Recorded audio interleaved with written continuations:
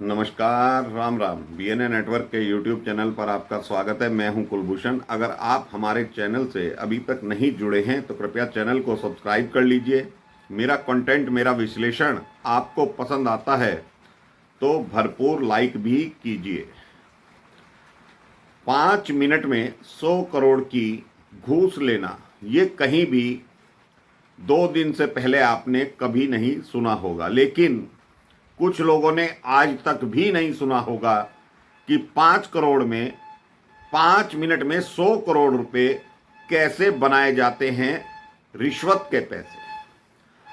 तो अरविंद केजरीवाल के ऊपर जो ईडी ने खुलासा किया है, सप्लीमेंट्री चार्जशीट दाखिल की थी राउज एवेन्यू कोर्ट में, पीएमएलए कोर्ट में, जज कावेरी बावेजा के सामने 7वीं और 8वीं वो सप्लीमेंट्री चार्जशीट थी, जिसमें केजरीवाल को आरोपी नंबर 37 और आम आदमी पार्टी को आरोपी नंबर 38 बनाया गया था।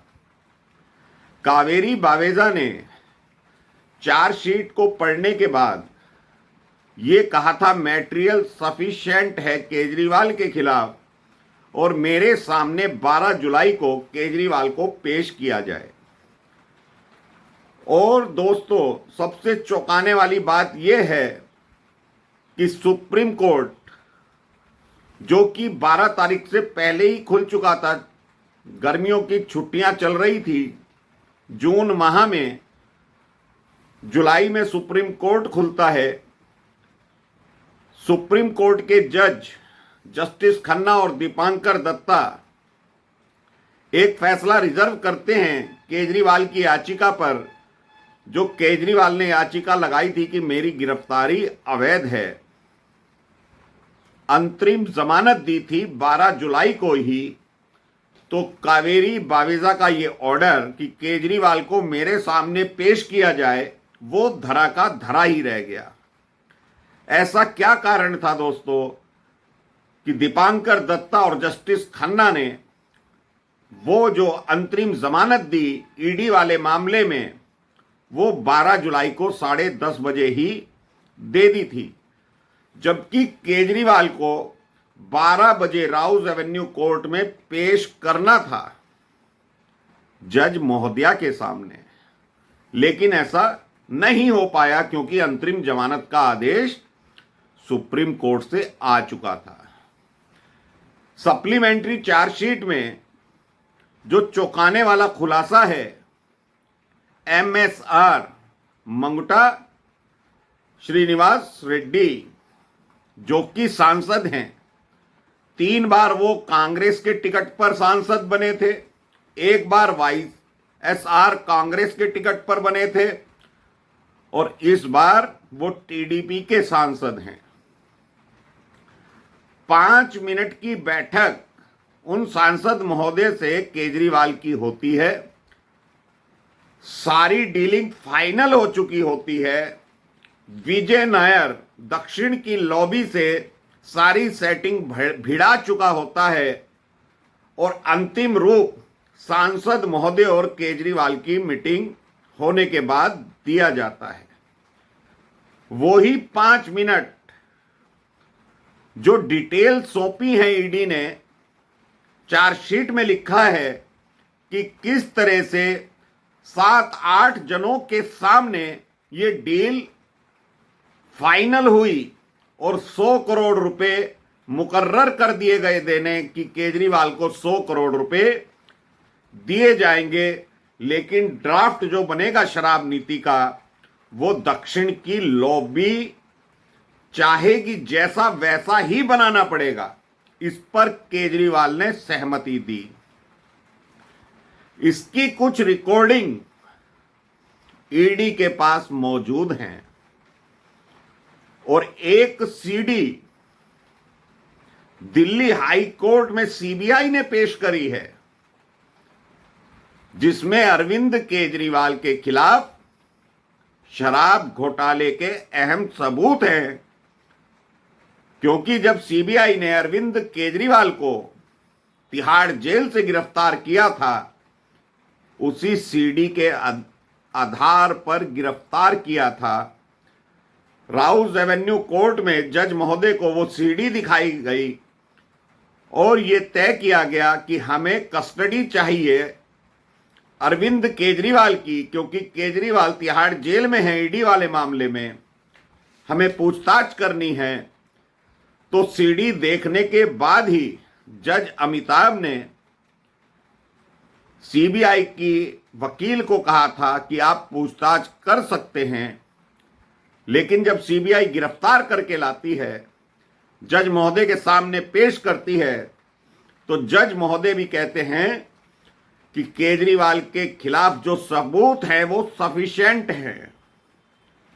तो क्या कारण है दोस्तों, निचली अदालत हो या हाई कोर्ट हो, दोनों जगह से ही केजरीवाल की दो बार जमानत अर्जी रिजेक्ट हो चुकी हैं और हाई कोर्ट के कहने पर ही केजरीवाल को 21 मार्च को गिरफ्तार किया गया था। क्या कारण है कि कुछ न्यायाधीशों को दिखाई नहीं देते वो सबूत जो ईडी और सीबीआई चिल्ला चिल्ला कर बोलती है, चार्जशीट में लिखती है, हलफनामे में देती है, कोर्ट में सबमिट करती है, तो उन सबूतों को नजरअंदाज करके अंतरिम जमानत क्यों दे दी जाती है। जज न्याय बिंदु ने तो सबूत देखे ही नहीं, बकायदा अपने आदेश में भी लिखा कि मेरे पास तो समय ही नहीं है 1000 पन्ने पढ़ने का और मुझे केजरीवाल में बेगुनाही नजर आती है, इसलिए मैं केजरीवाल को रिहा करने के आदेश देती हूं। तो दोस्तों, ये जो खटाखट इंडी अलायंस का गैंग बना फिर रहा था केजरीवाल, शातिर राजा, इतना बड़ा खटाखट राहुल गांधी तो कहते ही रह गए, लेकिन केजरीवाल के पास जो दिमाग था 5 मिनट में 100 करोड़ रुपए बनाने का, वो उन्होंने कारनामा करके दिखा दिया। तो डिजिटल एविडेंस ईडी और सीबीआई दोनों के पास मौजूद हैं, कोर्ट में सबमिट हैं, जज महोदयों को दिखा दिए जाते हैं। और 21 मार्च को जब केजरीवाल को गिरफ्तार किया गया था, 2 जजों की बेंच ने हाई कोर्ट में अपने चैम्बर में बैठकर कुछ सबूत ईडी के द्वारा देखे गए थे, दिखाए गए थे, वो देखे अपने चैम्बर में बैठकर, क्योंकि ईडी के वकील ने कहा था, एसवी राजू ने, कि हम अभी ये सबूत ओपन नहीं कर सकते, आपको दिखा सकते हैं, क्योंकि उस वक्त तो मुकदमा ये चल रहा था कि केजरीवाल को समन पर समन भेजे जा रहे थे, केजरीवाल हाजिर नहीं हो रहा था। तो ये शातिर राजा वहां फंस गया था हाई कोर्ट में, जब 2 जज चैम्बर में बैठकर वो सबूत देखते हैं और ईडी के वकील को कहते हैं, आपने अब तक केजरीवाल को गिरफ्तार क्यों नहीं किया। तो क्या सिर्फ कुछ निचली अदालत के जजों को ही दिखाई देता है? कावेरी बावेजा जैसे जजों को दिखाई देते हैं सबूत, अमिताभ जैसे जजों को दिखाई देते हैं सबूत, हाई कोर्ट के न्यायाधीशों को दिखाई देते हैं सबूत, तो सुप्रीम कोर्ट के माननीय न्यायाधीशों को वो सबूत क्यों नहीं दिखाई देते? ये वीडियो उन्हें बहुत बुरा लगेगा जो केजरीवाल के समर्थक हैं, लेकिन सच्चाई को छुपाया नहीं जा सकता, क्योंकि जमानत मिलने के बाद तो ये लिखते हैं सत्यमेव जयते, और कोर्ट अगर जमानत नहीं देती तो मोदी को तानाशाह बताते हैं। हिम्मत है तो जज महोदय को तानाशाह बताइए, जज महोदय को तानाशाह बोलिए, लेकिन उस वक्त आतिशी हो, संजय सिंह हो या इनका सांसद पाठक हो, वो सब मोदी के खिलाफ जहर उगलते हैं। तो दोस्तों, ये चीजें आपने नॉवेल में, पिक्चरों में, फिल्मों में, वेब सीरीज पर बहुत देखी होंगी कि घोटाले किस तरीके से किए जाते हैं, लेकिन 5 मिनट में घोटाले की डील फाइनल हो जाए, ये ईडी की चार्जशीट चिल्ला चिल्ला कर बोल रही है, डिजिटल एविडेंस के आधार पर बोल रही है कि केजरीवाल ने 5 मिनट में 100 करोड़ रुपए की डील एमएसआर मंगुटा श्रीनिवास रेड्डी से फाइनल कर ली थी। उसमें के कविता, अभिषेक बोइनपल्ली, समीर महेंद्रू, विजय नायर और 3-4 लोग और थे जो केजरीवाल की मीटिंग से पहले बंद कमरे में होटल में सारा ड्राफ्ट तैयार करते हैं। उसके भी एविडेंस ईडी ने चार्जशीट में लिखे हैं, जोड़े हैं। सबकी कॉल डिटेल्स है, एक ही जगह की लोकेशन है, मोबाइल्स की कमरा नंबर है, होटल का नाम है। और क्या चाहिए सबूत? फिर कहते हैं कि हमारे पास पैसा नहीं मिला।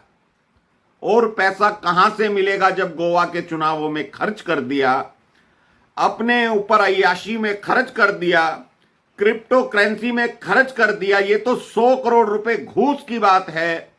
जो दिल्ली में शराब बिक रही थी उसका कमीशन 1100 करोड़ रुपए ईडी बता रही है। वो पैसा विदेशों में चला गया या प्रॉपर्टियों में चला गया या सोना खरीदने में चला गया, उसका जवाब तो नार्को टेस्ट ही दे सकता है।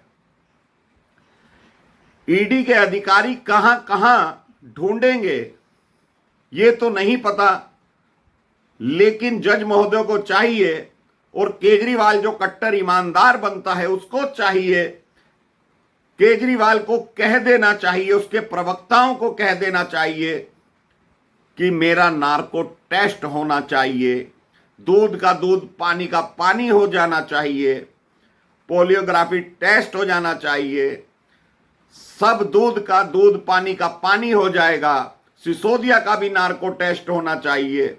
और ये जो लोग आम आदमी पार्टी के प्रेस कॉन्फ्रेंस करके आरोप लगाते हैं, मोदी को भी तानाशाही रूप इन्हें दिखा देना चाहिए। जिस जगह पर ये झूठे आरोप लगाते हैं वहीं पर पुलिस भेजकर इन्हें उठवा लेना चाहिए कि किस तरह से झूठे आरोप ये मेरे ऊपर लगा रहे हैं। बार बार मोदी को गाली देना, मोदी को तानाशाह बताना। अरे तुम्हें जज महोदय रिहा नहीं कर रहे थे तो जज महोदय के ऊपर तानाशाही का आरोप लगाइए। मोदी की जांच एजेंसी है मानते हैं, तो सबूत तो मोदी की जांच एजेंसी नहीं पकड़े हैं ना तुम्हारे खिलाफ। 100 करोड़ रुपया कहीं 5 मिनट में छपता है, लेकिन केजरीवाल मास्टर माइंड है, उसके पास छपता है। एक एपिसोड बनाएंगे केजरीवाल भ्रष्टाचार मैनेजमेंट एंड डिप्लोमा कोर्स कि किस तरह से भ्रष्टाचार करके उसे अंजाम तक पहुंचाया जाता है कि मनी ट्रेल भी ना पकड़ी जाए। तो भ्रष्टाचारियों को केजरीवाल को गुरु मानकर, उसको नया अवतरण मानकर स्वीकार कर लेना चाहिए, नमन करना चाहिए केजरीवाल को कि उसके पास एक से एक नुस्खे हैं भ्रष्टाचार करने के। दुनिया में ऐसा भ्रष्टाचारी, केजरीवाल जैसा भ्रष्टाचारी पहला ही अवतरण हुआ है मेरी नजरों में। ऐसा तो ना तो लालू प्रसाद यादव कर पाए थे, ना दिवंगत जयललिता कर पाई थी। केजरीवाल ने तो वो रिकॉर्ड बना दिया है कि जिसे भ्रष्टाचार करना हो केजरीवाल से ट्रेनिंग लेनी चाहिए। इसके प्रवक्ताओं ने तो ले रखी है, उसी तरह की भाषा बोलते हैं जिस तरह केजरीवाल 2012-13 में बोला करता था। केजरीवाल कहा करता था आरोप लग जाए तो इस्तीफा दे देना चाहिए। अब केजरीवाल कहता है सबूत भी मिल जाए तो जेल चले जाना चाहिए, इस्तीफा नहीं देना चाहिए। तो दोस्तों 5 मिनट में 100 करोड़ रुपए की कहानी ईडी की चार्जशीट चीख चीख कर कह रही है पर कुछ न्यायाधीशों ने आंखें मूंद रखी हैं और जिन्होंने खोल रखी हैं उन्हें भी शायद दिखाई नहीं देता। तो इसमें किसकी गलती है ये आप तय कीजिए। अभी के लिए इतना ही। मेरा कंटेंट, मेरा विश्लेषण आपको पसंद आए तो भरपूर लाइक कीजिएगा, चैनल को सब्सक्राइब कर लीजिएगा। धन्यवाद। नमस्कार। भारत माता की जय।